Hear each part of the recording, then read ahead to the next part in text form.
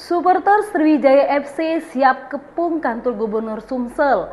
Polemik sekretariat memanas. Ya, ketegangan membara di Sumatera Selatan. Supporter Sriwijaya FC Singamania menyatakan siap mengepung kantor Gubernur Sumsel. Hal ini menyusul surat teguran kedua dari Pemprov soal penggunaan kantor sekretariat klub di Palembang Square.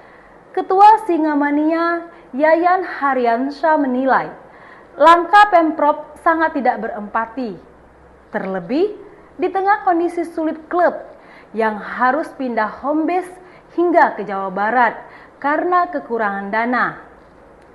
Surat teguran ini sangat menyakiti hati kami, bukan hanya sebagai supporter, tetapi juga sebagai masyarakat Sumsel, tegas Yayan. Sementara, manajemen Sriwijaya FC mengaku masih berupaya berkomunikasi dengan Pemprov. Ia berharap ada kebijakan khusus soal sewa, mengingat klub ini telah banyak mengharumkan nama Sumatera Selatan.